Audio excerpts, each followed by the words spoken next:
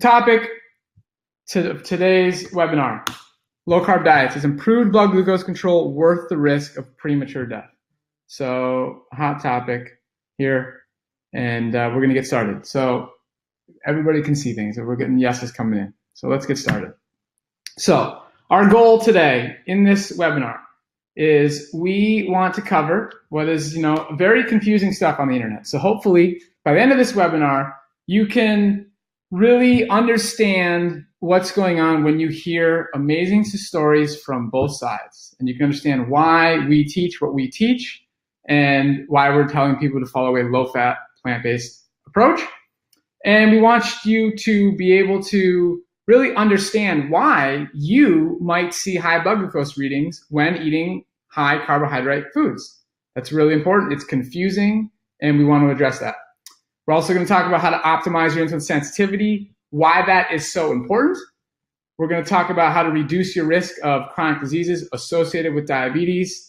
And mainly in this webinar, we're going to address two primary misconceptions. And I also just want to say that, look, this is obviously people are very passionate on both sides. This is a respectful webinar. We're just presenting facts and information. If anything gets out of control in the chat box, we're going to have to, let's just make sure that doesn't happen. So with that said, we'll move in here. So we have a bonus at the end. So this webinar, we have something we've never offered before, and I'm really, really excited about this one. I think you will be too. So make sure to stay until the end, and we will talk about the bonus that we're offering. So many of you have probably already heard my story.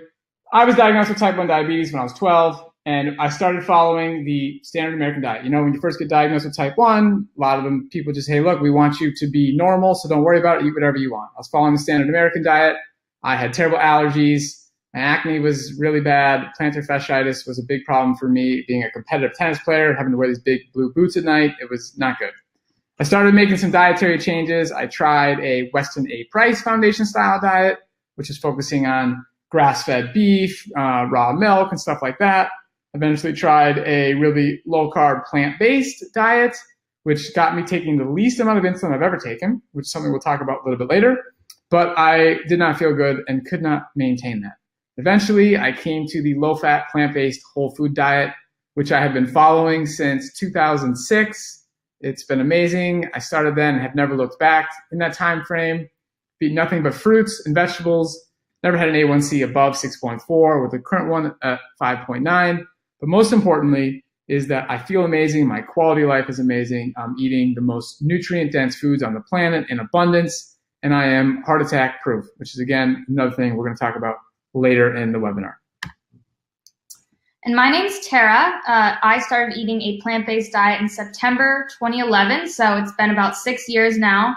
And I was pretty young when I first made the switch, and I didn't really expect to see a lot of huge improvements. I was doing it because I had heard that it was very healthy and I wanted to try it, but there wasn't anything in particular that I was super hoping to really change in my life. But I saw a lot of improvements that I wasn't even expecting. My digestion improved. I was a runner, and I was, doing triathlons and marathons, and I saw a much faster recovery in between hard workouts. So that was exciting. And I also really healed my relationship with food in wonderful ways and really found a place of peace and feeling like I was eating in harmony with my body and what really made me feel my best and feel healthiest. So that was really exciting. And after college, I started working with Dr. Neil Barnard and the Physicians Committee.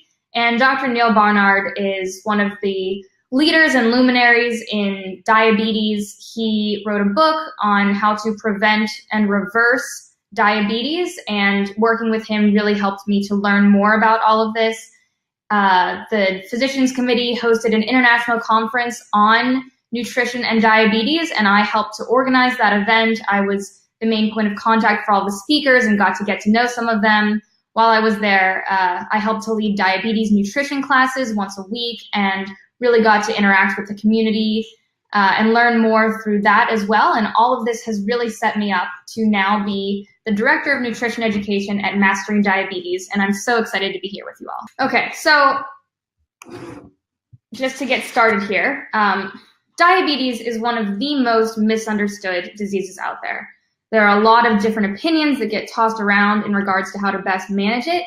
And so to lay a foundation for the points we'll be making later, I'm going to start by addressing one of the biggest misconceptions, and that is that sugar is the problem. All right, we switched slides. Hopefully you can see it. Diabetes is so commonly associated with sugar, with soft drinks, cakes, cookies, all these things. And here's a cartoon that I thought was funny where it says little girls are made of sugar and spice, but oddly, type 2 diabetes affects both sexes equally. So again, just showing that diabetes and sugar are just so commonly correlated together. And it's not just processed sugar that gets thrown under the bus, but all carbohydrates. Sugars like fructose and glucose are simple forms of carbohydrates, while starches are considered complex forms of carbohydrates. And really, either way, it all ends up as simple sugars floating around in our bloodstream when they get broken down during digestion. And because of that, because carbohydrates and sugar are seen to be the problem, a low-carb diet is often seen as the best approach in diabetes treatment. Here's one website where, they're saying exactly that. Here's another, a guide to healthy low-carb eating with diabetes. The blood sugar diet, where it says improve blood sugars fast, live longer, feel better.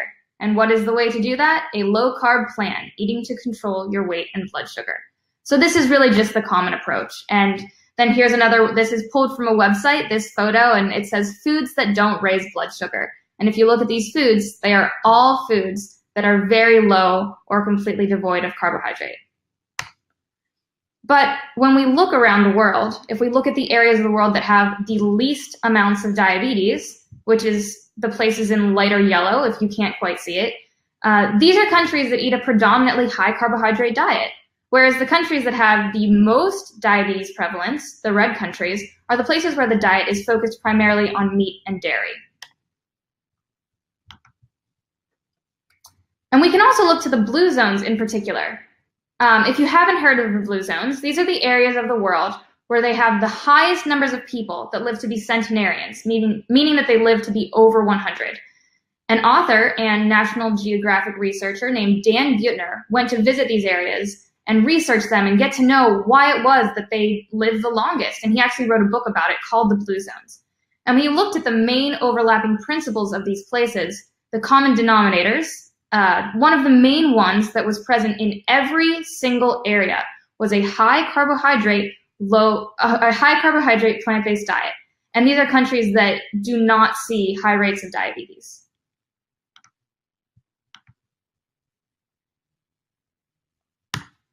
But you could say that maybe these places have people that just have really good genes. Can we really say it's the diet?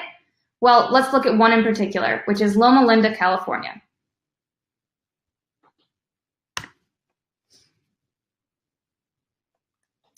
So they do lots of studies on this population in Loma Linda, California, the Seventh-day Adventist population, because their religion advises them to exercise, not smoke, not drink alcohol, and not eat meat.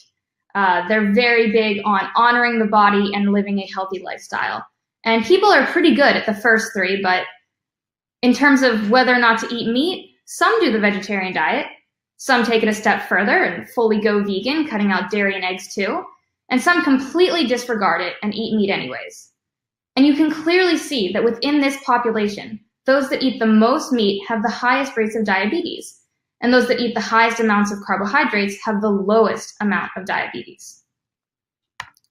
So we can conclude from this that sugar is not the problem, and carbohydrates are not the problem either.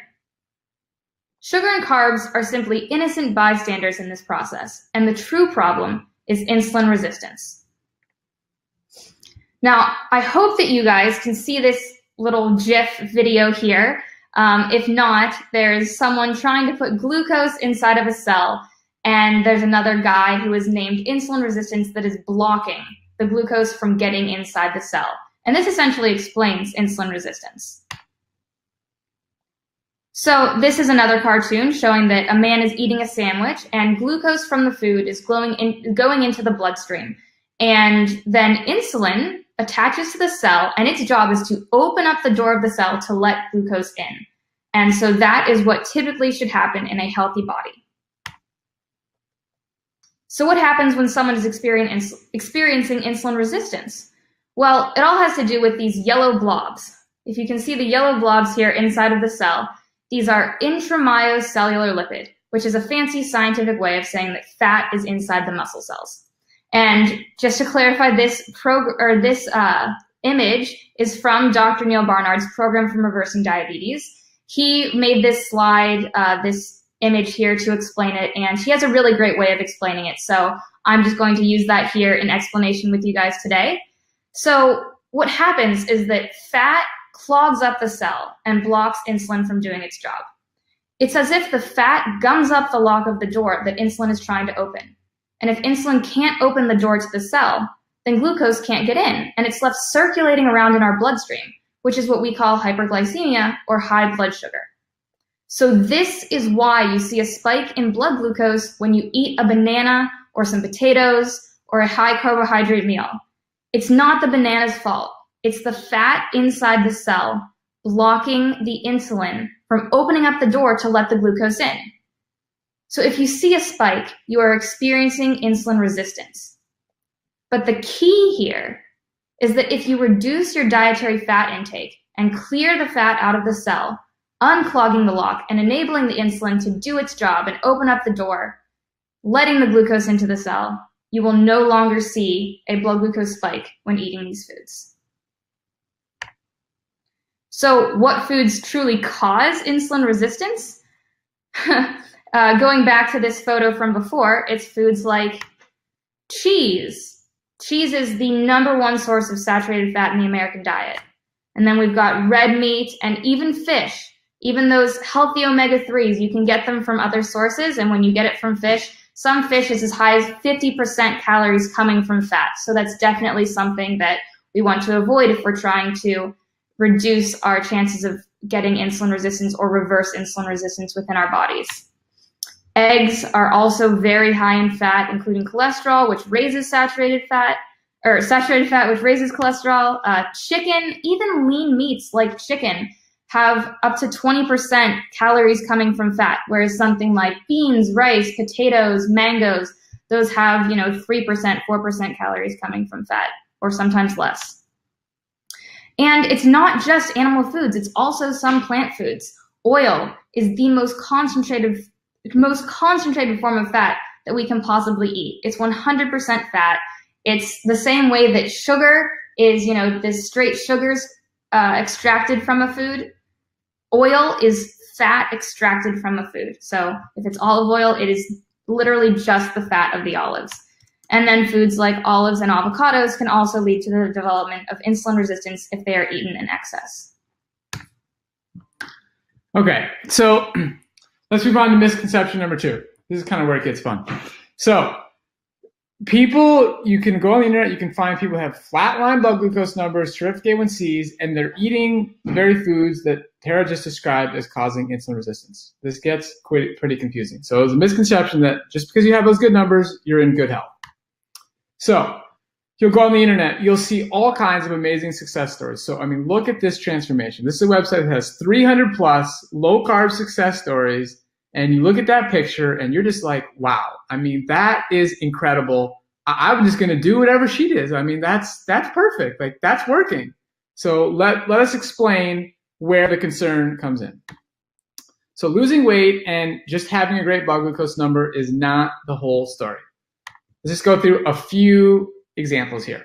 Bob Harper, you guys may have heard of him, recently had a major heart attack. He's a very famous fitness trainer. He was on The Biggest Loser. He's a best-selling author. And he does, he's been on the Rachel Ray show several times. So I put together a video clip of showing an episode of him on the Rachel Ray show before his heart attack and then after his heart attack. I don't think the video is going to play here, so I'm just going to recount what happened in the video. So in the first video beforehand, Bob is on the show showing how he makes his buttered coffee in the morning. So he says, I'm going to get my fat that I'm going to use for fuel in the gym for my coffee. And Rachel's jokingly saying, wait, you need fat to go to the gym? Bob says, yes, I want to use fat as a fuel source as opposed to using carbs. And he proceeds to put the ghee in his coffee and make the coffee on the show. And Rachel's like, do you really do this? And he emphatically says, every single morning. And then, so as I'm sure many of you heard, he had a major heart attack. Bob was working out in the gym, and he's really lucky to still be with us. So he later goes on the show. He has a new book, and Rachel's asking him, hey, what's going on with your new diet, new stage of life? And Bob says, I'm definitely a work in progress. I'm learning what is working for me. I have my doctors that are telling me that I should be mostly vegetarian or completely vegetarian, and that's super hard. I love to eat fish. I'm kind of bringing in a Mediterranean-style diet. I'm vegetarian, so I'm really focusing on my fruits, my vegetables, whole grains, but I'm also incorporating fish. Rachel's like, you're a pescatarian? He's like, yeah. And then so they proceed in the show to show some foods that he's eating. So all this food looks delicious, Rachel says. He says, since my heart attack, I've had these weird cravings, and for some reason, oranges. He's really craving oranges. He's eating 3 or 4 every single day. The point here is this is an example of somebody that's super fit. People look up to him. You would not think there's any problem. He has a major heart attack, and now his medical team is telling him, let's move towards more plant-based foods. We have another guy, Jim Fixx. Many of you on the webinar may have heard of him. He wrote a book called The Complete Book of Running, very popular in the 70s. He's widely known as inciting some of the fitness revolution in America. And in this book, he was quoted, and he's quoting another medical doctor, and he was espousing how he agreed with that belief of if you can run a marathon under 4 hours, you will not die of a heart attack. And what happened to Jim Fixx? He died of a fatal heart attack while running at the age of 52 years old. Just another example of somebody being really fit, not watching their diet, and dying of a heart attack here.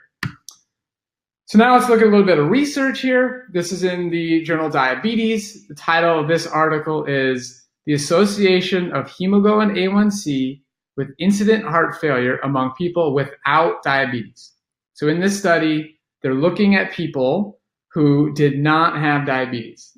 Their A1Cs in the non-diabetic range. So here they studied 11,057 people. 841 people had a heart incident. So we can see some data here.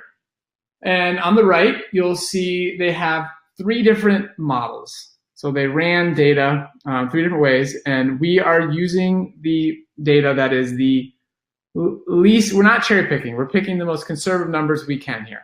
So that's model number 3, where they're controlling for the most factors.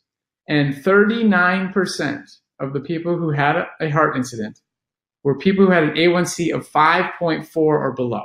So that's a terrific A1C, yet they still had a heart incident. We cannot emphasize this enough. The number 1 killer of people living with diabetes is cardiovascular disease.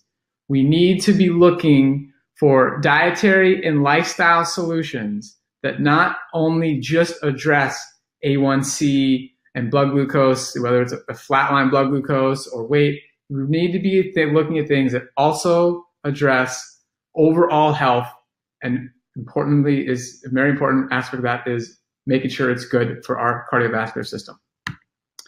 So this is a chart here showing how the conditions that insulin resistance is a precursor for all of these conditions. So when somebody is living with insulin resistance, you're increasing your chances for all of these conditions here. Neuropathy, blindness, erectile dysfunction, fatty liver, PCOS. These are all things obviously nobody wants to have. We have cancer on here, hypertension. It's not good. Nobody wants to be living with insulin resistance. So how do we know that somebody who's following a low carbohydrate diet, like that woman in the beginning with the blue dress and the amazing story, how can we know that that person is likely insulin resistant? And really, the simple, easiest way to address this topic is to see that people who are successfully following these very low carbohydrate diets or ketogenic diets, people are getting the amazing results like that woman you saw in the beginning, are likely eating roughly 30 total grams of carbohydrate or less. It's roughly what they're in. And if they were to do an oral glucose tolerance test, which is a very common way to assess somebody's insulin sensitivity, they'd have to consume 75 grams of carbohydrate in one sitting. So conventionally in the laboratory, that's done with a liquid solution. You could do the same test at home with whole foods if you wanted to. And the point is, if you read these blogs, these people who are sharing their success stories, they'll say, look, if I have a little bit of blueberries or a little bit of a potato or something, I see this huge glucose spike. And they blame the carbohydrate food. The carbohydrate food that's the problem. That's what caused my high blood glucose. Whereas, as we just saw earlier, it's actually insulin resistance. That is the reason why they cannot tolerate carbohydrates.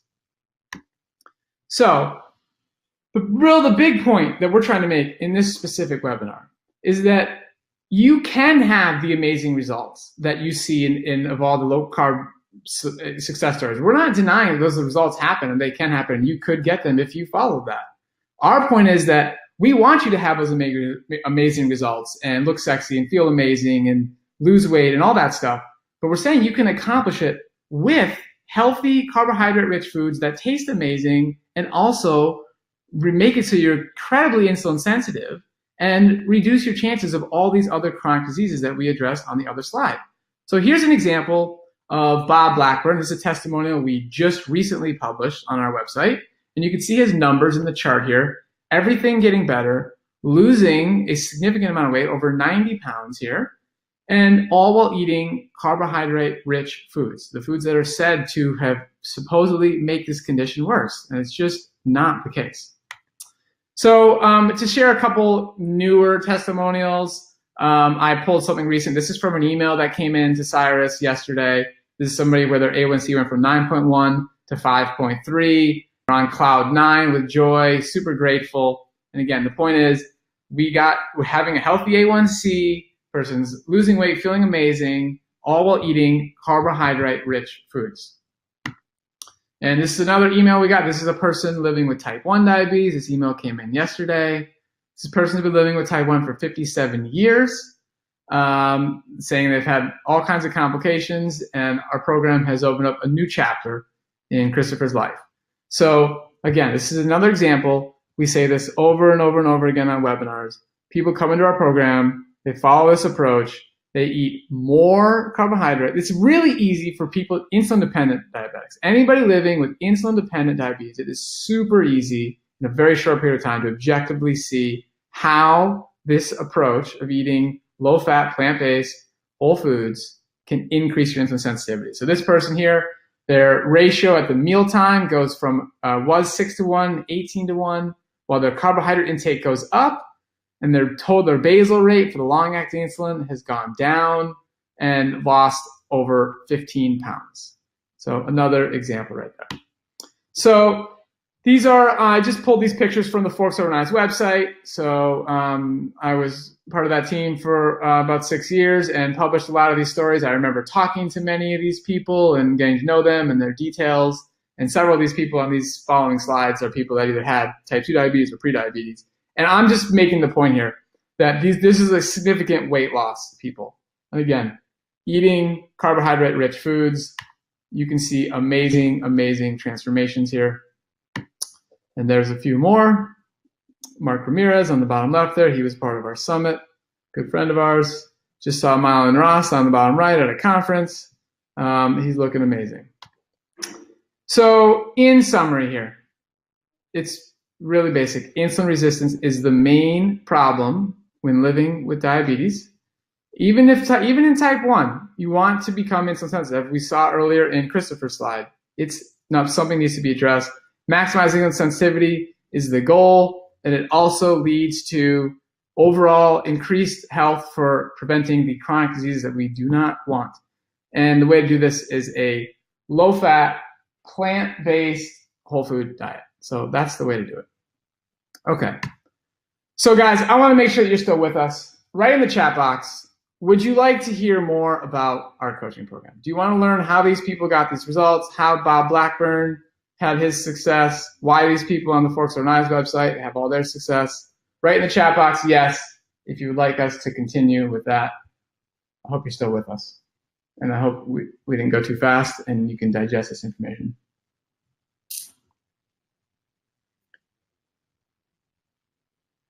Okay, great.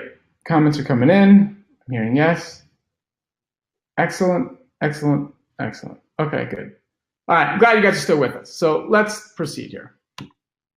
So We have a coaching program. It's called the Mastering Diabetes Program, and it is an online coaching program where we work with people from all over the world, teaching them how to maximize their insulin sensitivity using a low-fat, plant-based, whole food program. All right. So what type of foods does this include? Super colorful, delicious, healthy foods. A lot of people call, some of the starch-based foods comfort foods. The food is amazing. There is not restriction on this program. So let's make it clear. What do we eat on this program? What foods get the optimal results? What foods actually improve insulin sensitivity? So we're going to go through green light, yellow light, and red light. So the green light foods are foods that you can eat in abundance. Eat pretty much as you want. Obviously, you could really push that to the limit and cause a problem. But in general, these are foods that you can eat to being comfortably satiated. So fruits, non-starchy vegetables, starchy vegetables, beans, lentils, and peas, green leafy vegetables, talking like greens there, intact whole grain, which is super important. We'll talk about that a little bit more. Herbs and spices. Eat these foods in abundance. So what are the yellow light foods? So high fat foods, even if they are plant-based, lead to insulin resistance. And again, anybody on this webinar using insulin, you can see that immediately. It's very easy to see. And when you're tracking this, you can see it. If you're living with non-insulin dependent diabetes, tracking your fasting blood glucose, you can see when there's more, even if it's plant-based fats, causing blood glucose to rise. So we have nuts and seeds here, avocados, coconuts, olives. Now, pastas, breads, why are those in the yellow light category? Those are in the yellow light category because they are processed. They're more refined. So on the left here, you have beans, lentils, and peas. You could take beans and you could make like a bean pasta these days. That's a great alternative. So these foods are okay. They can be eaten in moderation. It's not saying no, don't ever eat them. But we have to note that anything that's processed is not going to be as good as eating the original whole food as it came in nature. So it's better to just eat the beans in their whole form. What's in the red light category? All animal products are in the red light category. And oils, as Tara was saying, one of the most processed foods on the planet, basically just fat with maybe a little bit of nutrients left, but mostly just fat. Refined sugars are completely out, and things like pastries and breads where you have, really processed stuff, lots of sugar, lots of fat, that's a problem. And I'll also make a note here in the yellow light category, we have breads, we have sprouted breads. So even, sprouted bread, again, is not ideal. It's better to just have the intact whole grain. Another example there is some people will have, wheat pancakes or oat bread or something like that. I mean, if you're going to have oat bread, it'd be better to have had oat groats. That's the intact whole form of oat if you're going to eat that. So the same thing with wheat. Instead of a wheat bread or a wheat pancake or something, it's better to have just had wheat berries. That's the intact whole grain. It's a big part of our program. So what do these foods look like? These are pictures from the Forks Over Knives website. These meals are beautiful. They are colorful. They taste amazing. And like I said earlier, a lot of people consider these foods comfort foods. So you can also have fruit on our program, abundance amount of fruit. And again, whole fruit. So here you have a picture of grapes and figs and mangoes. And people are very scared to eat grapes. They're all high glycemic. And as you improve your insulin sensitivity, you'd be surprised at how much you can actually enjoy grapes. You learn how to do combinations. I have greens in these meals. You have a beautiful salad here. There's bananas. These foods are a big part of our program. And when you saw those testimonials of people that lost all that weight and Bob Blackburn, these are people who are enjoying fruit. These are pictures from Tara's Instagram here. So you can see lots of starch in these meals here. And again, everything is in its whole form. Nothing has been processed other than just the cooking process. And these meals are colorful, nourishing, and really delicious. So that's the basics of the program. How do you implement that? So that is what we do. That's what we teach people in addition to moving their body. How does this whole thing work? So we provide people with 3 tools, and each tool is very powerful in and of itself. So the first tool is we have a online course. And the key is that we've developed this in a step-by-step manner. So people can take it one step at a time. It's very difficult to make a million changes at once. So it's laid out in a way where you can do it at your own pace when you're ready and move on next step when you are ready. We're going to go into that into detail. We have a private Facebook community, which I love so much. This is really powerful. We're going to go into that. And then we do weekly or monthly Q&A video conferences where you can see us, we can see you if you turn on your camera, and we can connect on a deeper level than Facebook allows. So let's go to the online course. What's included in here? Obviously, it works on all devices, easy to access, and everything is broken up into different modules. So there is in the beginning, you have a welcome module, goal setting, how to start slow and really see this as a long-term program. Don't try and jump too far ahead. And we work on changing breakfast. That's the first thing. Change breakfast. And people are shocked, even after just changing breakfast, the amount of results that they get and how much better they feel, even when they haven't changed their other meals, is pretty amazing. And once you've mastered breakfast, it doesn't matter if it takes you 2 weeks. It doesn't matter if it takes you 3 weeks. Whatever it takes, once you feel good, I got breakfast under control, then you move into module 2. And this is where we get into some more lessons. You see weight loss here, you see calorie density, understanding salt, oil, sugar, a lot of detailed stuff. We go into the decision tree, which is super important, whether you're living with insulin-dependent or non-insulin-dependent diabetes. Decision tree is a very, very important lesson. And we go into constructing the perfect lunch. Right when you're ready, we have recipes, recipe guides. And once you've done that, once you've mastered breakfast and lunch, then you can move on.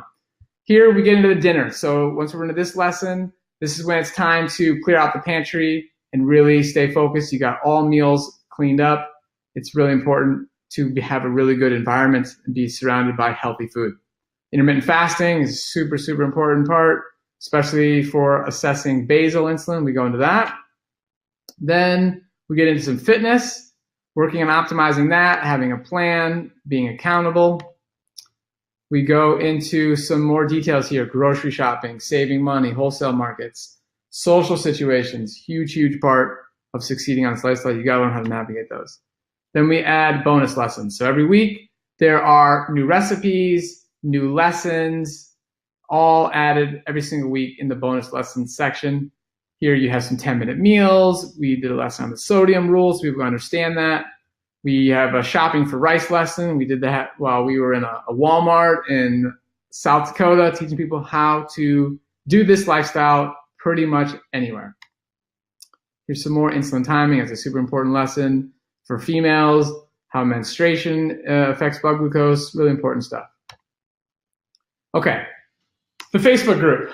So I love every aspect of this program, but this is probably personally my favorite. And this is where we are literally in touch every single day as often as you want to be. Like if you want to write a post in there several times a day, please do. We want to hear from you. We encourage interaction. We want to be there for you every step of the way. We reply to posts within 24 hours. Our team is there to make sure that you have your questions answered every single step of the way. So what type of posts do we request in the group?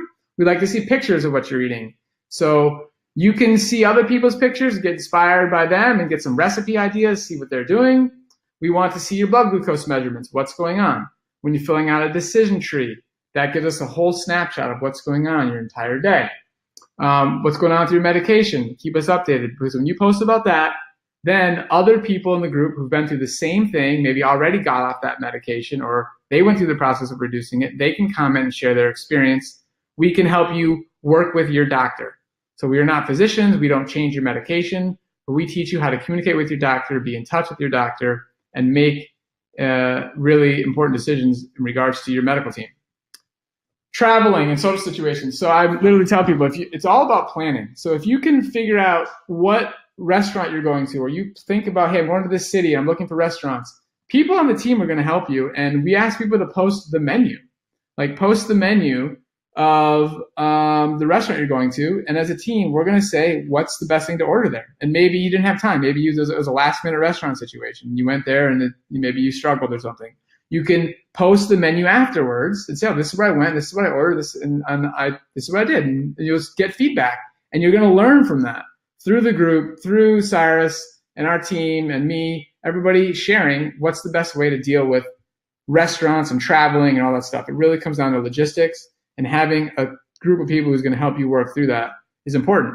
And troubleshooting difficult times. This making lifestyle change, trying to get the results of the people that we showed you earlier in this webinar. If you want those results, there's going to be challenges. It's not rainbows and unicorns. And having a community where you can express those challenges and talk about it and get people, have people write back saying, look, I went through the same thing. Here's how I dealt with it. It really is priceless. So we have a very safe, open community. So these are examples of some posts that we will see in our group. A beautiful meal right there. Somebody sharing chronometer data. Somebody having a beautiful breakfast, sharing their blood glucose reading. Somebody saying this is like the lowest they've ever seen since they started recording it. So this person's just starting to get some results. Just starting. Blood work results. This person's very happy. Just making progress every step of the way and sharing it with us. Here we have pictures of decision trees, some meals. Over on the right is Tammy sharing how she was on a vacation. Just totally happy that she could finally make it to the top of this ruin she was at. I think that was in Mexico. And here we go. This is a post of somebody saying, hey, look, I'm struggling. I want some accountability. I want to, get some support here. And that's what our community is for. It's not just, your typical social media only post, all the positive things that's going on. This is really a place for support and really getting nitty gritty and making change that's going to last. And one of the big benefits of a program and being with a group is that when you're around a bunch of people that are having success and things are working, and you're with people who are doing things the way that you're looking to do them, success is contagious. Like, you're just like, I'm going to do this too. And we all are out there in an environment where eating a healthy lifestyle is not necessarily supported. And it is a challenge. And maybe our coworkers and our family, and it's just all day long, it's just nothing but a challenge. But to have a place to go to and a group to tap into and a large volume of people is really, really nice. So I just want to share another testimonial here. This is Lindsay. We just posted her testimonial on YouTube. Here's just another example again, improving insulin sensitivity. This Lindsay, her A1C improved, but look at this. Her carbohydrate intake goes from 175 grams per day up to 500, okay? And her total insulin use goes down. She loses weight, cholesterol improves, A1C goes down. Again, all while eating high carbohydrate foods and on a low fat program. It's basically what this whole webinar is about. Teach you guys it works. So the third part of our program is the monthly Q&A calls. So basically, any question you have should have been answered in general within 24 hours in the Facebook group. You shouldn't have to wait an entire month to get a question answered. But the point of these calls is to go into some things more in depth and to have a conversation where maybe you can go back and forth a little bit with us, and we can have a little bit more of a conversation in person, live, fire things back and forth is really valuable. So you submit questions beforehand, we go through those, and then towards the end, when we've gone through all the questions, people ask questions live on the call, and we stay there until everybody feels like their questions have been answered. And these calls are really fun. We use a software called Zoom, and this is where, using the Zoom software, we can actually see each other. So that's really good. I mean, what's an example of some things that we would go through here?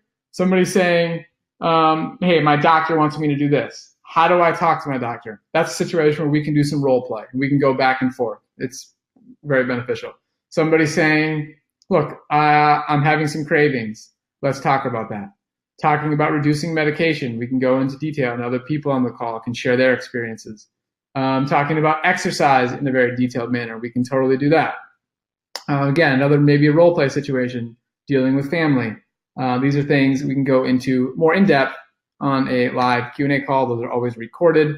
If you ever miss them, you can always listen to the recording. Previous calls are in the archive. All our previous webinars are in the archive, so you can always access that material.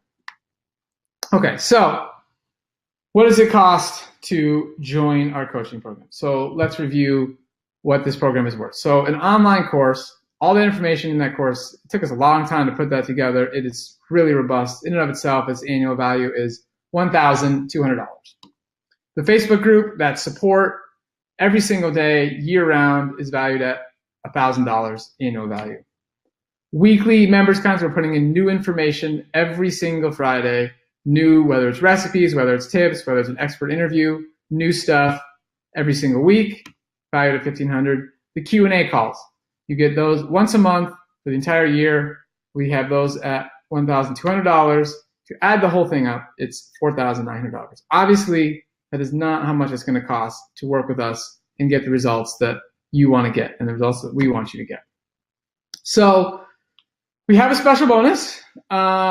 If you would like to have private coaching, so we also have options where, look, there's only so much time that Cyrus and I have, so we can have limited availability to work with people in private calls and to do text messaging. And this is actually one of my favorite things ever to do with people, is to get in a text thread where we are literally going back and forth all day long. Okay, like, what are you eating for breakfast? What's your plan? What's your plan for lunch? What's your plan for dinner? When are you cooking the food? When are you buying the food?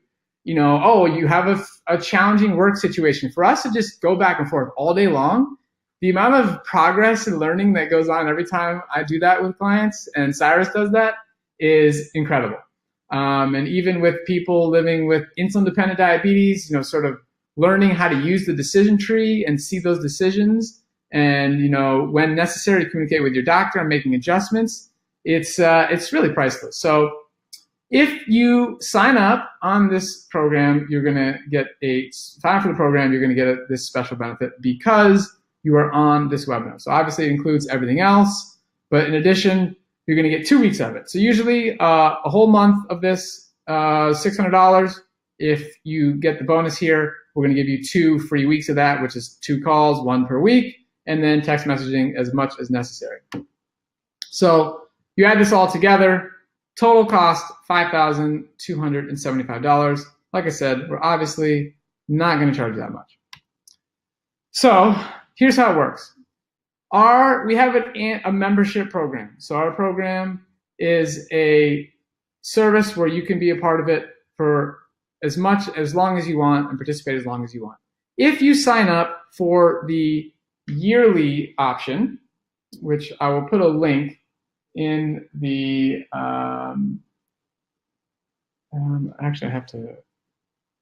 we'll put a link in the chat box.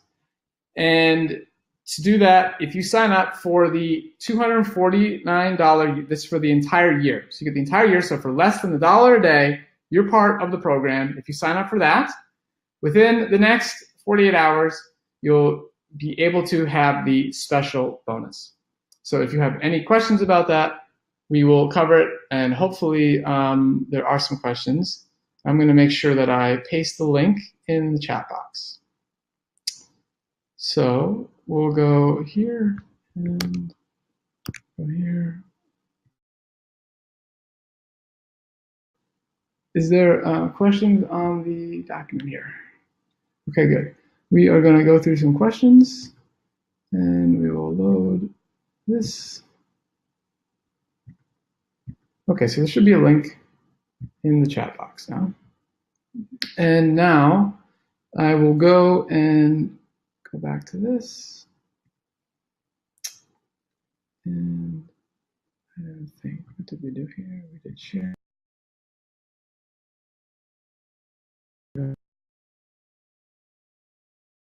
Go to share screen, show your entire screen. There we go.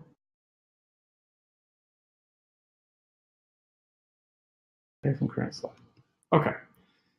So now Heather, who's been in the chat box, hopefully answering any questions that have come up, has put together a little document for us to answer questions. So I'm just going to go through these questions right here, and let's see what we got. So Robbie, do you eat whole grains, nuts, seeds, and legumes along with fruits and vegetables? So personally, I eat just fruits and vegetables. That's a personal choice. That's my version of following the low-fat, plant-based whole food diet. So to follow, I mean, our program really comes down to essentially the dietary part comes down to two things. Number one, do not eat more than 15% of your total calories from fat. Another way to say that is don't eat more than 30 grams of total fat. So if you can get in that range of total fat consumption, that's good. Then the second thing is eat whole foods. Do not eat whole plant foods. Okay?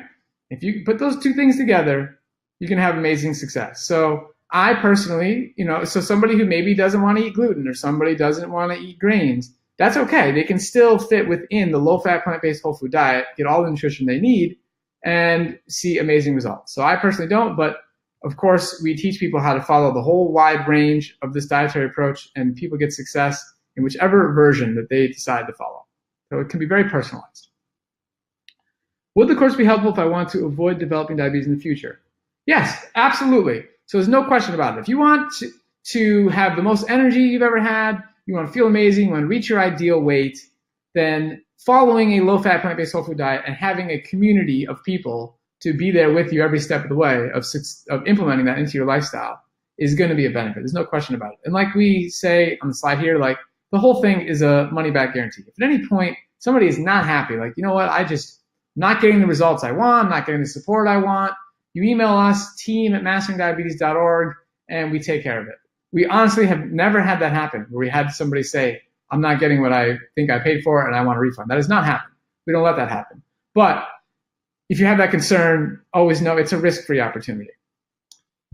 Okay, someone's asking some questions about specific foods. Oats, potato chips, many people. Okay, so specific foods. Tara, do you want to just answer?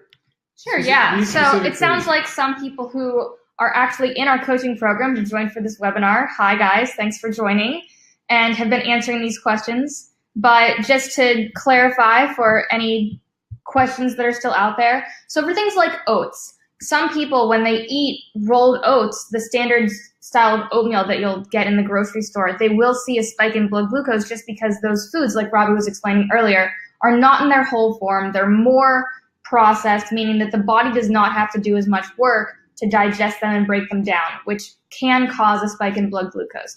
So for optimal health, for optimal results, we recommend eating the whole food or as close to the whole food as possible. So for oats, that means oat groats, which are usually found in the bulk section of a store or can be purchased on Amazon. Bob's Bread Mill makes them, or steel-cut oats is the next best thing, and most stores carry steel-cut oats.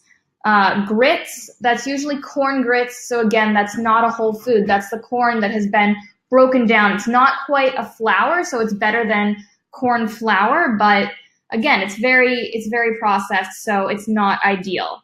Potato chips are made in oil. We definitely don't recommend that. If you want to make homemade potato chips, you can slice potatoes pretty thinly and bake them in the oven and then broil them to get them crispy on the outside. You can make homemade tortilla chips by cutting up tortillas and roasting them in the oven. We actually just taught one of our group members how to do that the other day. And just today I was in the Facebook group and she said that she had made them and they were amazing. There are lots of ways to eat these foods in a healthy way and still enjoy them. And then pasta, Robbie already went over that, but pastas are actually better than breads in terms of blood glucose control because they're more tightly packed. So it takes longer for the body to break them down and digest them. They're a yellow light food though. They're not a whole food, so they're not a completely green light food. But they're also, we're not saying you can never eat those foods. And especially if those are going to help you to make the transition, then definitely you can include them. We recommend the bean pastas or the whole grain like quinoa and brown rice pastas more than the wheat pastas just because they are less processed. Perfect. Okay, so have you tried the alkaline diet with Dr. Robert Young for type 1 cure? Okay, this is a great question. So we actually, one of the testimonials he uses, he probably still uses it, is her name is Brittany. And she actually came to one of the retreats that we ran and has followed our program and achieved her best health possible. But the point here is, the Robert Young program, the Gabriel Cousens program, any version of a more plant-based, very low carbohydrate program, what you're doing there is you're changing your energy system. Okay. So if you follow that program very well, which I did for about a month, and I got the typical results, which is if you're living with type 1 diabetes, you will end up taking the least amount of insulin, least total insulin you've probably ever taken if you do it properly. But your carbohydrate intake is so low, so your insulin sensitivity is not good at all. So if you're eating 30 grams of total carbohydrate per day and injecting 10 units, which is roughly where I was, that's a 3-to-1 ratio. And if you do now what I'm doing, I'm eating more like 750, 800, sometimes 900 grams of total carbohydrate per day and injecting roughly in the high 30s to maybe 40-ish units of insulin. So you do that insulin sensitivity, now we're more in like the 20-to-1 ballpark. And so basically taking less insulin as a person living with type 1 diabetes isn't necessarily a great goal unless you know that your body is producing its own insulin at the same time. So if you're actually reversing the disease and you've gotten your pancreas to start producing its own insulin, then that's a good thing. And when somebody figures that out, they're going to win like a Nobel Peace Prize.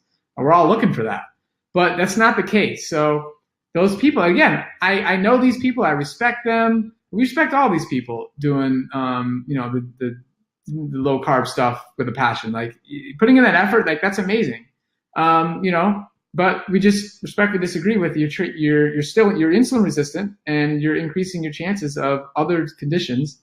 And it's something that, we don't promote. But if somebody wants to do it, go right ahead. More power to them.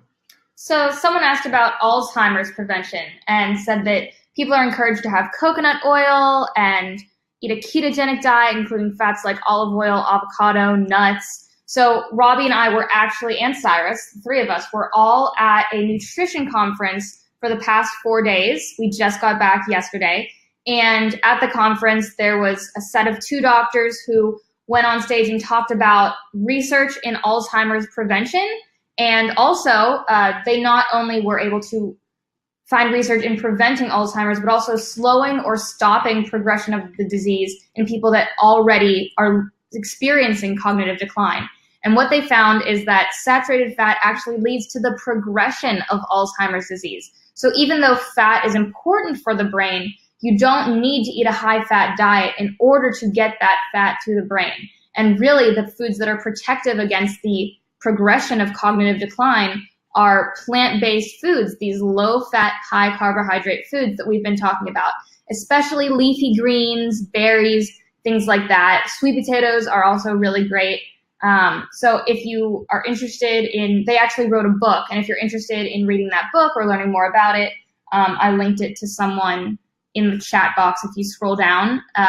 The doctors are Dean and Aisha Shirzai, and it's called The Alzheimer's Solution. But they are cutting-edge doctors in this field, and it's really amazing the research that they've done and the people that they work with in their own clinic. They've experienced these results firsthand. And so really, this goes right along with what we've been saying. Insulin resistance is the underlying cause of Alzheimer's progression, or one of the main underlying causes. So really, if you're using our program to prevent or reverse insulin resistance, you're not only improving your diabetes health, but also your cognitive health. Wonderful. Okay, so we have one person asking us that they come from Japan and grew up eating fruits, and right now they're diagnosed with type 2 diabetes in April 2017, currently following a high-fat, low-carb diet, and the A1C has gone from 14.8 to 8.2, so that's progress. So basically, I'm not sure if there was a question there, but again, what we're here saying is you get to decide if maybe you like the high-fat, low-carb, maybe you just really enjoy those foods, you enjoy that diet, you have no desire to eat lots of fruit, you have no desire to eat potatoes and rice and beans, and you just don't want them. And you really want to try and look like the woman in the blue dress and have an amazing story and see what happens. Like, if that's what you want to do, like, go right ahead. Like, I wish you nothing but the best. We're here trying to present, look, the whole world, our community out there is saying carbohydrates are the problem, sugar's the problem. So we drives us nuts. Like, it's just not true. So we're here to tell you that's not true. And number two, if you want to follow the program, you want to try this, you want to get the results that you see on the screen, the people in our program are getting, the success stories I showed you from Forks and Rise, if you want those results, we're here to show you how to do it. We're here to walk you through that every step of the way. And we're here to remind you that any single benefit, especially for those living with type 2 or prediabetes, any benefit you could possibly have gotten on a ketogenic program or a low-fat program, you can also... High-fat program. Yeah, high-fat program. You can also get while following a low-fat, plant-based whole food diet and eating these amazing, colorful, delicious foods that people have been told they should not be eating because they're living with diabetes. That's what we're here saying. So I hope that helps you. I think it's Sumi. And if you have anything else you want to add in the chat box, let us know. Okay, so Joy says, blood glucose in the morning is still high, no matter if I fast 18 hours, mainly eat only whole foods too. Okay, I don't know if you're in our program or not, but if you're not, this is a situation where, we're just like, look, let's get into the nitty-gritty and let's work on this. So in our program, we have people doing a nutrition log, we have people posting pictures of what they're eating. Let's figure out exactly what's going on. We have people filling out the decision tree. Stay in touch with us right on the Facebook group every day. Give us an update. What's going on? What are you doing? And let's work this out. Let's figure it out. We figure out the problem. We find the problem, and we can make it work. So. All right. So Alberto said, how do you explain seeing a spike in blood glucose at 200 after eating a bowl of bean soup? So that's a great question. As I explained earlier, if you're seeing a spike in your blood glucose after eating a high carbohydrate food or a high carbohydrate meal, that is a sign that you're experiencing insulin resistance. So that means that if you think back to that photo that I showed of the cell with the yellow fat globules clogging up the cell, that's what you're experiencing. And the door, insulin is not able to open that door and let the glucose in. So that's why it leads to a spike, because it's floating around in your bloodstream. So if you're not part of our program, that means that as you start into the program, as you start eating a low fat, high carbohydrate diet and you clear the fat out of the cell, you will no longer see that.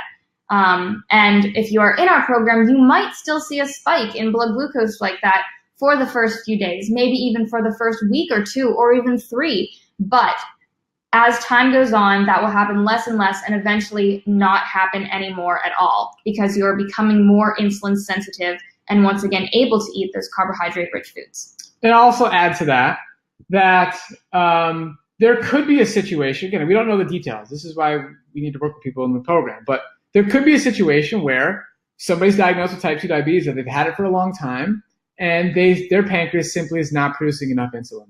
And in that case, you are more like a type 1.5 diabetic. You're more towards that range where you're just simply not producing enough insulin. And there, you have to gather that data, you do some blood work, and you figure out, and then you get to decide what you want to do with that information. What we would do in a situation like that is teach people that having to inject a little bit of insulin is not the end of the world, as long as we're only getting you to be injecting an appropriate amount. So if your pancreas is not producing enough of its own insulin, either because you're living with type 1 or type 1.5, or you've been type 2 for so long that the pancreas is exhausted, our goal as coaches is to get you to a point where you're only using what your body would have normally used if your pancreas was working perfectly.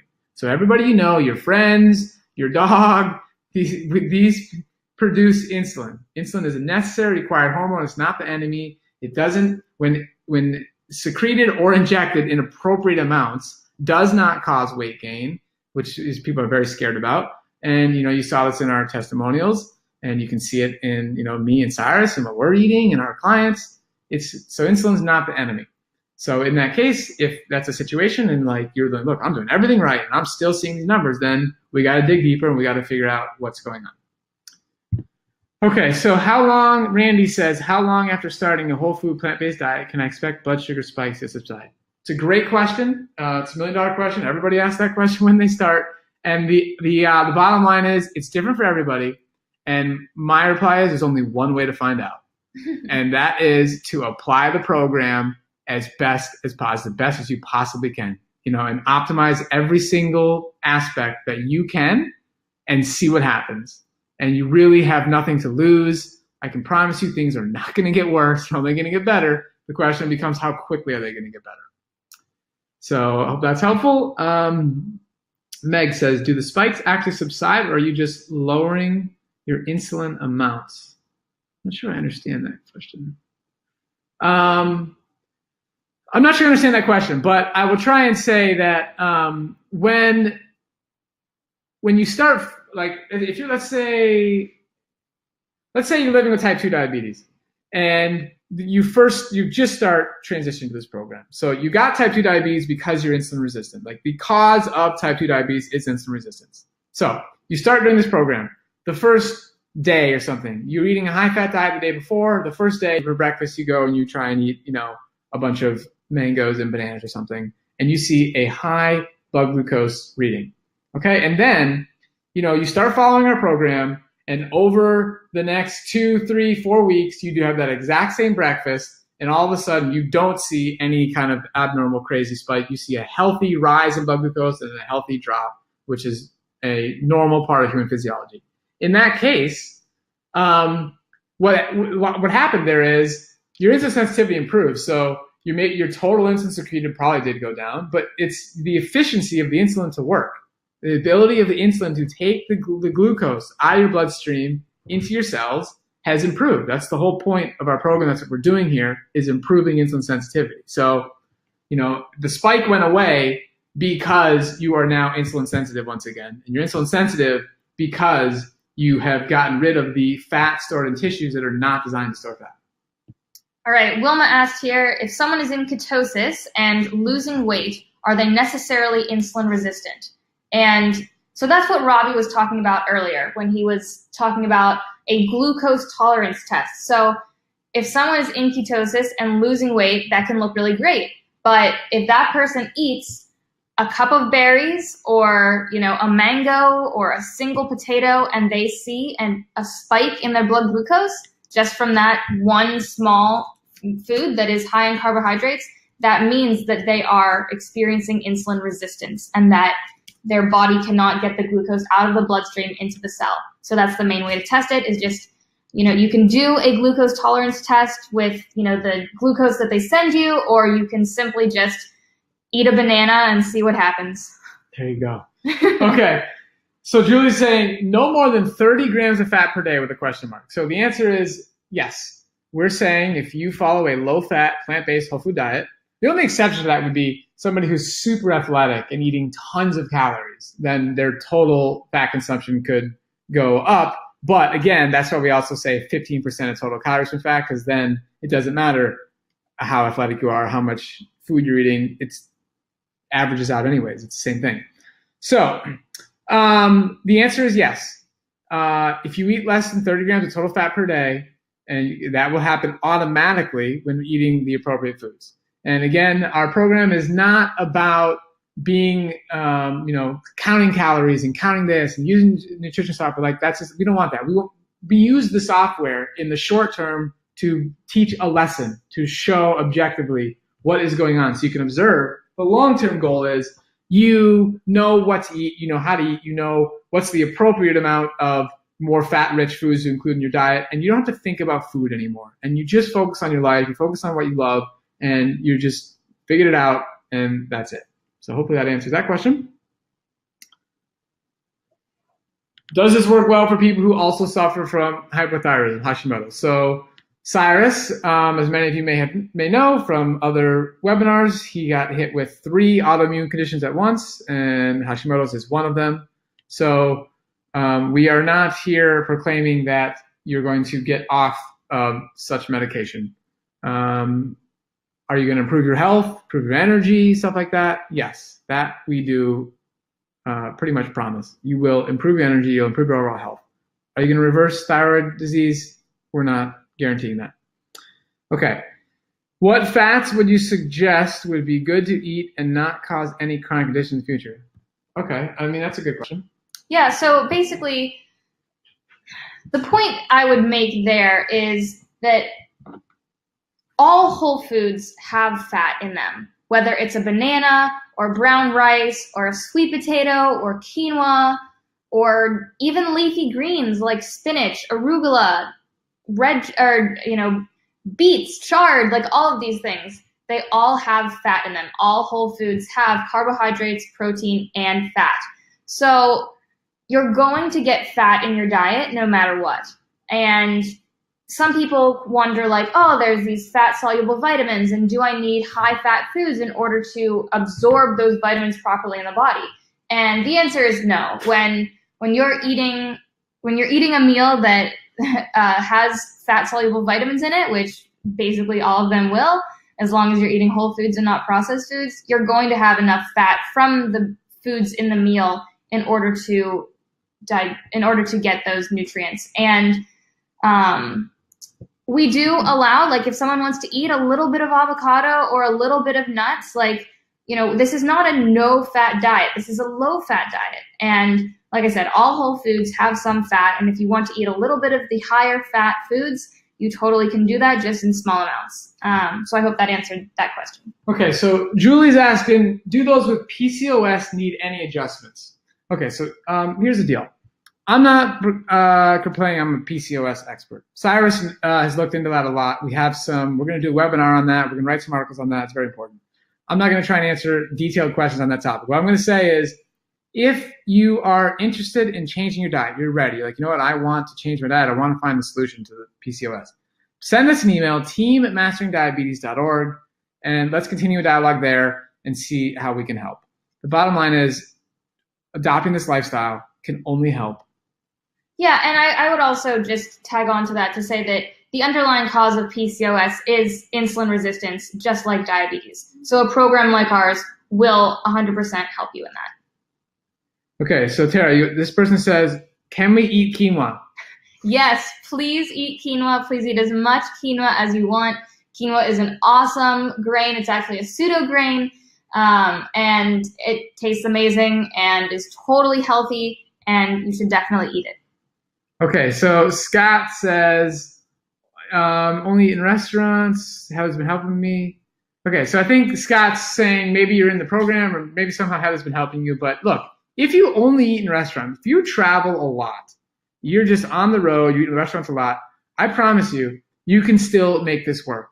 It does require more planning, it requires some logistics, but I mean, believe it or not, even like steakhouses are some of the best places to eat on the road, where you can get a salad, baked potato, and steamed vegetables. There's a way to figure it out. There's a way to navigate it. There's a way to travel if you want to make your own food. I mean, I've traveled plenty in my life. I'm not on the road all the time, but I travel plenty, and I make it work every single time for over 10 years, and I'm eating just fruits and vegetables. So it can be done. We help people do it. And really, at the end of the day, it comes down to planning and logistics. You have to think about these things in advance. You have to understand what situations you're going to be in. You have to have a backup plan when a situation doesn't go right, and know how to handle that. So it can be done. And, I know that our Facebook group is super valuable and helpful. Now, you'd be surprised when you make a comment, like you're in a sticky situation or something, how quickly somebody will reply. And then our team, certainly within 24 hours. But it's all about planning. Joan said, I'm assuming that members who joined a few months ago would not have the bonus available to them. Send us an email at team@masteringdiabetes.org, and we'll get back to you about that. So anyone else who's in that boat, you're already in our coaching program and just joining us to learn more. Thanks for being here, and send us an email if you'd like to do this. Karen asked about some research that supports what we're talking about that she can offer to her physician who is encouraging her to eat a low-carb diet. I will say that in Dr. Neil Barnard's book, the one that was on the bottom of the screen, he has a page that is specifically written for people to take to their doctors and show their doctor so that their doctor can learn more about this lifestyle and why this approach works. But if you would like some actual research studies or anything like that, again, just send us an email to team@masteringdiabetes.org, and we can send you a number of studies that you can print out and show to your physician. Okay, so student says, I have stage 5 kidney disease. My is down, I think she's saying her A1C is down to 5.6. What would you recommend to gain weight? Okay, I mean, stage 5 kidney disease is it's a serious situation. You really got to work with your medical team in that situation. If you want us to help you work with your medical team, send us an email, team@masteringdiabetes.org. We'll see what we can do. And in terms of gaining weight, if you look into calorie density, there's an article on the Forks Over Knives website about calorie density that really helps you to learn how to adjust the foods that you're eating so that you're eating primarily foods that have more calories per pound, which will enable you to gain weight by just changing around the specific foods that you eat rather than necessarily the amount of food that you eat. Someone else asked about omega-3 and fish oils. So fish oil is kind of the new snake oil. It's been touted to have all of these benefits, but really so often it is rancid and is not high quality, and also just doesn't really give the heart health benefits that it actually says that it does. Did you have something to say? Yeah, this whole topic, there's so much to be said on this. But the whole thing about thinking you need to eat more omega-3s is completely misguided. As a culture, our problem is that we are having too much omega-6. So the solution is not to eat more omega-3. And when you eat a low-fat, plant-based, whole food diet, your ratio of 6:3 balances out. You don't need to worry about it. It's really, the whole thing is blown out of proportion. It's a lot of marketing, making a lot of money. And there's also, it's not that fish is not the only source of omega-3s. You get omega-3s from seaweeds, from leafy green vegetables, from chia seeds, from ground flax seeds. There are definitely lots of foods in a plant-based diet where you can get omega-3s. So it's really not something that you need to worry about unless you are eating lots of processed foods, lots of oils, lots of things like that. So as long as you stick with our program, you should be 100% covered. Okay, so PK is asking questions. Are flaxseed fish oils good for reducing insulin resistance? And also saying, are fruits and vegetables, flax smoothies good, or you suggest only salads? Okay, in general, this is just a basic dietary question. And I'm going to go back to what we covered on the green light, yellow light, red light slide.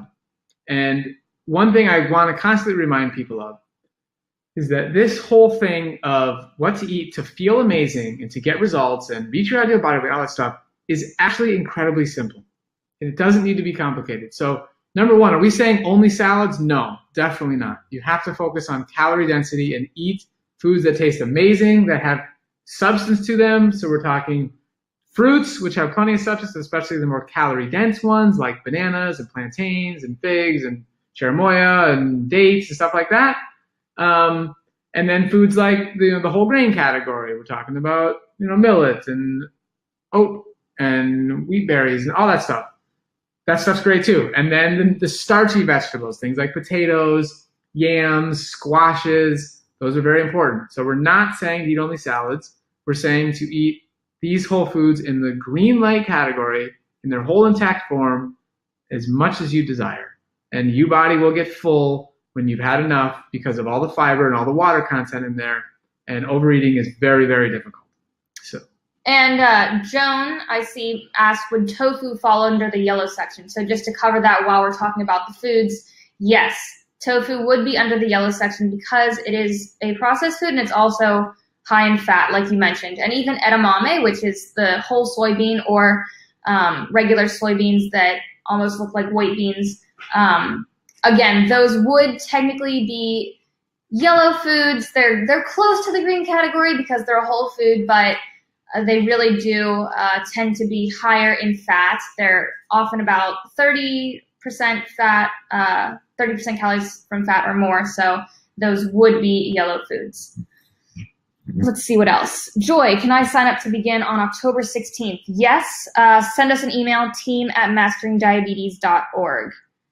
Gina, will you be conducting any more retreats? Gina, we love retreats. We really love retreats. We are not going to have any in 2018, probably, but we do plan to bring them back soon. You never know. Anything okay. is possible. Anything is possible, if we guys. find an awesome retreat center, maybe that will change. Yeah. So we'll see. We'll see. Yeah. But right now we are really focused on this online program that we've created and making sure that everybody there has the support they need to get the amazing results that this program gets when you follow it. So here we go. Kate says, how do you figure out how to bolus your insulin if you're a type 1 on an insulin pump? I guess you still count carbs, but change the insulin to carb ratio. Okay, it's a great question. Kate, yes, this is super important.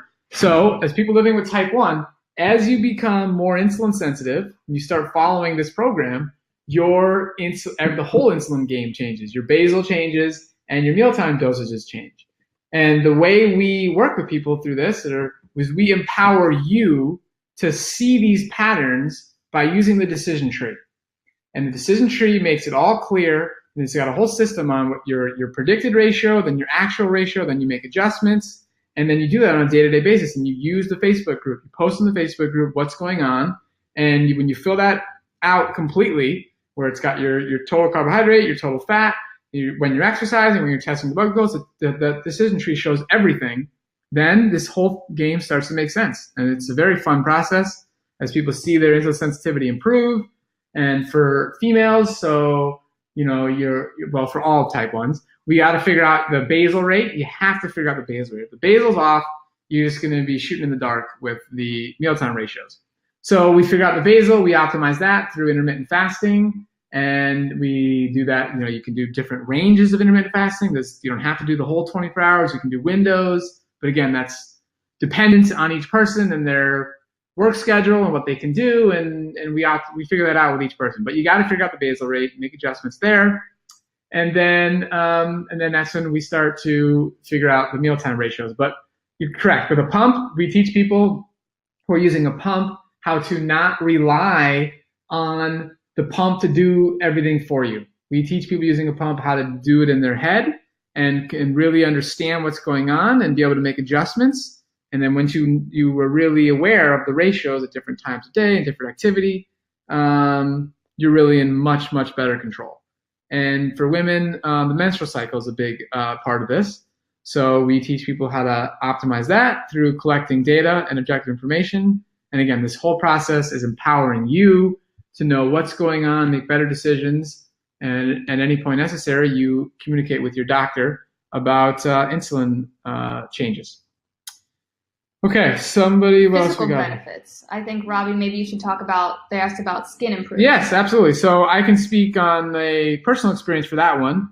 When I was a teenager in high school, I had terrible acne, and I tried everything you can try, whether it was creams, whether it was pills that I had to take, and it was going to the doctor and doing, laser treatments, microdermal treatments. It was not good. And they ended up putting me on the most severe drug they had at the time.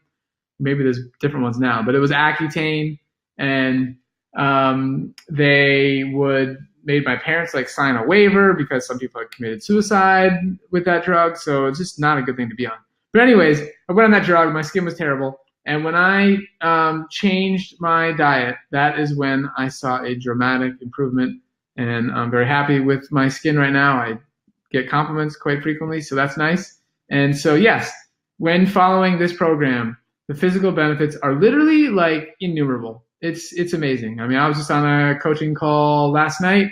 Woman saying how I used to take ibuprofen all the time just for aches and pains, and all of a sudden that's gone. So all kinds of things start to go away. When you're following the diet properly and getting all your nutrients, absolutely. Your hair should grow strongly. And the benefits are just amazing. Someone asked, for type 2, are blood sugar readings simply lowered or do they actually normalize? We have a number of people in our program who came to us as type 2, living with type 2 diabetes, and now they've completely reversed it. So it's not just that the blood sugar readings simply lower. Often they do completely normalize, and you can get your A1C down to a level where you're no longer experiencing diabetes. You've completely cured it. Absolutely. When you reverse the cause is insulin resistance. In that case, if your body's producing plenty of insulin, you're living with type 2 diabetes, your body's producing plenty of insulin, just not utilizing it properly. When you completely reverse insulin resistance, you take away the cause of the condition, and your pancreas was still producing enough insulin, then you absolutely get to a place where you were before the problem ever existed, and you're a non-diabetic. So completely normalized, no question about it. The question about the seaweed salad, is that okay to eat? So most seaweed salads that I have seen or eaten in my life had sesame oil or some sort of oil on them, which would mean No. So seaweed itself is a totally fine food. If you want to make your own homemade sushi, if you want to make nori wraps, dulse is a great source of iodine. So seaweed itself is totally 100% on our program, but a seaweed salad that you would get at a Japanese restaurant or something probably has oil, and so we would recommend against getting that. Which tests to know how much insulin I am producing? Robbie, I know that you love that question, so I'll let you answer that. So the basic test to start with is a C-peptide test. That's it's a good test to figure. Basically, C-peptide is produced in a 1-to-1 ratio with insulin, and then they break off, and then insulin floats in the bloodstream. Or the C-peptide just floats in the bloodstream. And so basically that test is used, one of the tests used to diagnose type 1 diabetes. So if somebody has a 0.5 or less, that's going to put them in the type 1 diabetes category. So get a C-peptide test and see what you learn there. And if further testing is necessary, we can walk you through that. Okay, so Joanne has asked about smoothies. So I'll start by answering your question just by saying that we don't recommend smoothies ideally, just because when you're eating a smoothie, you're blending up the fruits and the foods, and again, that's a form of processing that can lead to a blood sugar spike. So ideally, we do not have you drink smoothies. Something though that can be really delicious is if you make it thicker and you make it almost like a sorbet or an ice cream, that is better, because then you're going to eat it more slowly, so it won't cause a spike in your blood glucose. And something that is great for a thickener in those, bananas, if you do just straight frozen bananas and you blend them in a food processor or a blender, it turns into what we call nice cream. It's a banana ice cream, and it's so delicious. It has basically the exact same consistency of regular ice cream. It's amazing. It's truly amazing. And same thing, you can blend just like frozen mango and strawberry or some blueberries or whatever and make yourself a sorbet. So that would be ideal rather than smoothies. But if you are going to make a smoothie, again, a thickener would just be bananas. Honestly, anytime that I make a smoothie, I don't use any liquid. I just use a lot of fruit, and that makes it blend up into a smoothie. And just be sure to drink it really slowly, and maybe have some greens on the side or something, just to make sure that you're not going to cause a spike in your blood glucose. Beautiful. Okay, somebody is asking about juicing or smoothies. Did we just answer that? We basically did. I'd say, like, just to talk about juicing specifically, if you're juicing straight greens or straight celery, some people do celery juice for digestion. If you're doing something like that, it's fine, but we do not recommend any fruit juices because, again, the processing there, taking out the fiber, is going to cause a spike in your blood glucose. Okay, somebody says, besides water, which is the most important? Which other fluids do you recommend? It's a great question. I mean, the water thing is, the one important point about water is this program, a low-fat, plant-based whole food diet, you are eating large volumes of food that are loaded with water. The purest water you can consume is the water that comes in the food that you eat, because it's been purified by nature. And, again, for the context of this webinar, talking about, a low carbohydrate approach for getting, good blood glucose management and weight loss and all that versus our approach, this idea of like the volume of food you get to eat and the water and the fiber and the nutrients in there is a big deal. So water is important, but other fluids, what other fluids can people consume on this diet? I mean, if someone wanted to drink tea, you could totally have hot tea. That's definitely a fluid you can drink. Other than that, I mean, there's not anything that's necessary. If someone wanted to have a little bit of kombucha that doesn't have added sugars, sure, have that. Sometimes people ask about alcohol. We don't recommend it. That's up to you. It is certainly not a health food. All alcohol is associated with an increased risk of death. But primarily, like, really, water is the only necessary fluid, and Other than that, like I said, teas or things like that are fine. But really, like, there's no need to drink any juices or sports drinks or anything like that. So I would say that is the main thing.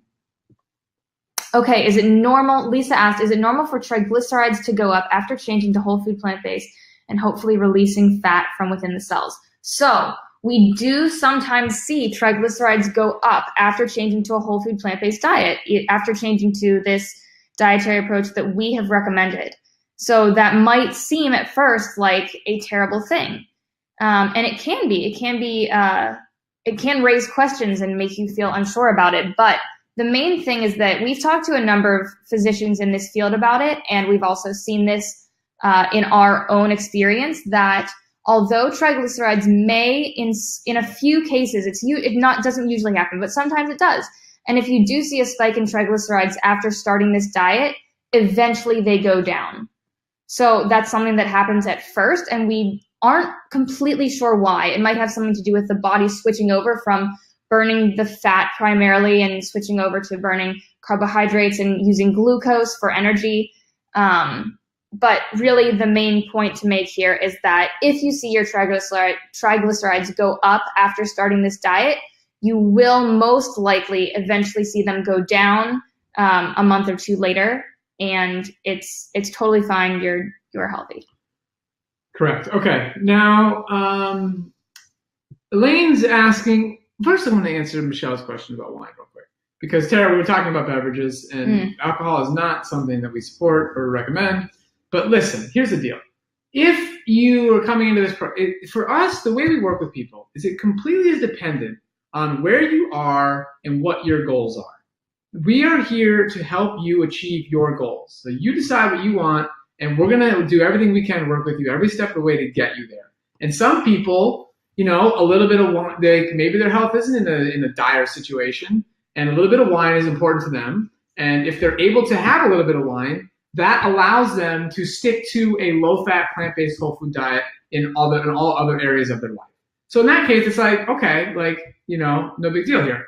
But I mean, again, it totally depends on what's going on, what your situation is. I mean, if somebody's got cancer or something and they're like really having problems, then, you know, we gotta figure out what's going on. And we got, again, even in that case, we got to figure out what's that person capable of doing. Like, how much change can you make? So that's where we work with you. That's where we find out. But in general, this whole concept of like having wine being associated with health benefits, to me, it's like a joke. Just eat grapes. Just eat whole grapes, and whatever benefit you got from the nutrients in that wine is just going to be tenfold better from just eating whole grapes. And again, people might be concerned about eating grapes because of the glycemic index and all this stuff. We have a whole lesson about this in the online course. But if you don't have to just eat grapes on their own. If you eat grapes with other foods, you see, the thing about the glycemic index is it doesn't discuss the impact of eating a food when you're consuming it with other foods. So if you're having a small amount of grapes with other fruits like berries, or it's in a salad, you're having some grapes in a large grape salad with a bunch of other ingredients, then we're not going to see this big problem with glucose spikes. So you really have to, you know, assess the context. And I love grapes. Grapes are just coming into season. And in Southern California, we get all kinds of amazing varieties. So I just say, eat your grapes. Elaine says, how do greens with fruit, etc., help my blood glucose from rising?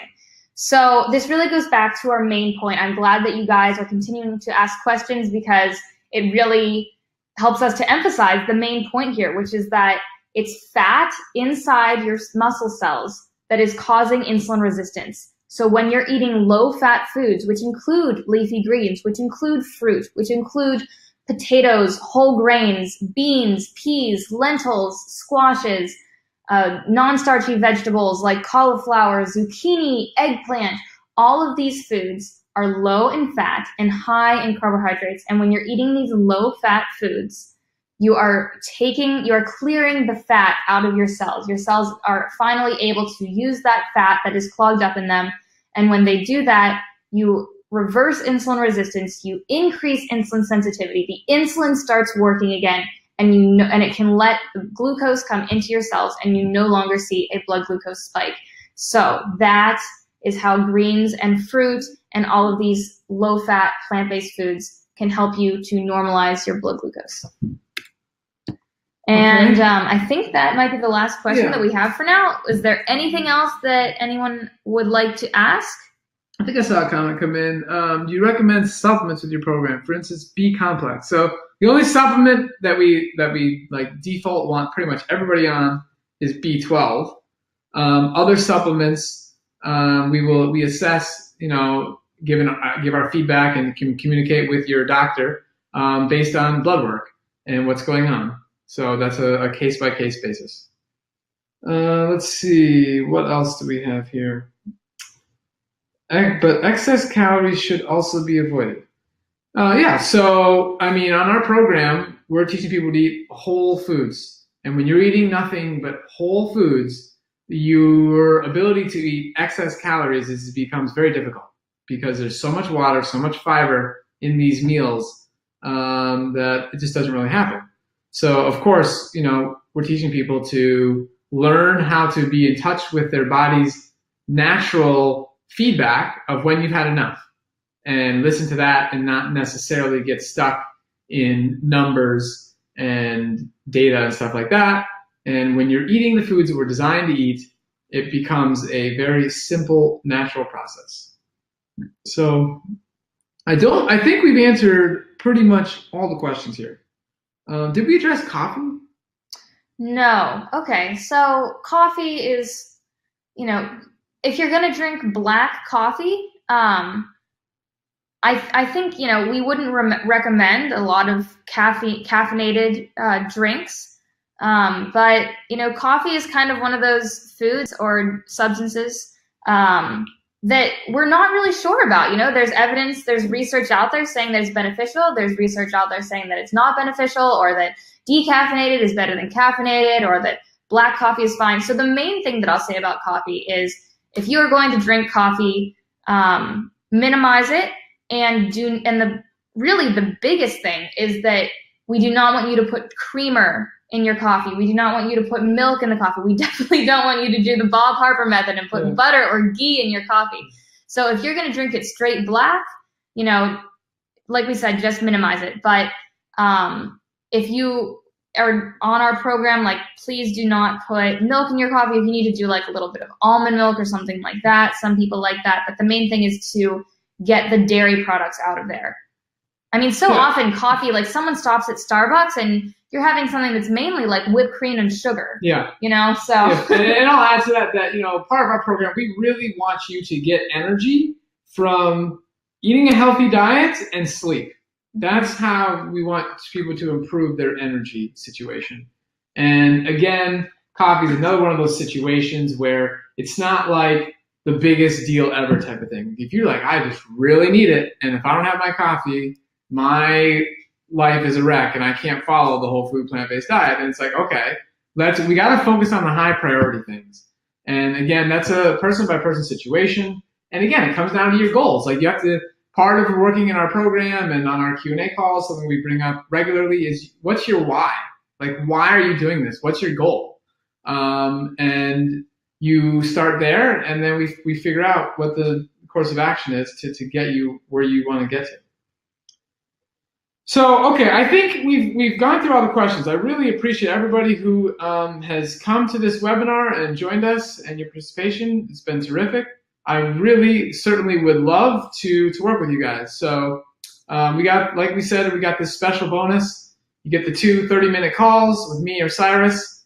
We assign people to one or the other, and you get this private text messaging, which I personally love. And I tell people, look, text me as much as you want. I want this to be the best, most productive situation ever. And if you have a question, I want to answer it. If you want support. So, a lot of people that get in that situation, they're afraid, oh, I really feel bad texting Robbie a million times. And I'm no, just keep texting me. Let's figure this out. And I tell you, the people that I've done that with, really just gotten so much out of that and learned so much. So I hope you guys take advantage of that opportunity, and I hope to be texting with you soon and talking to you on the phone. So that's it for tonight, guys. Again, thanks for coming. and I hope you all have a wonderful night.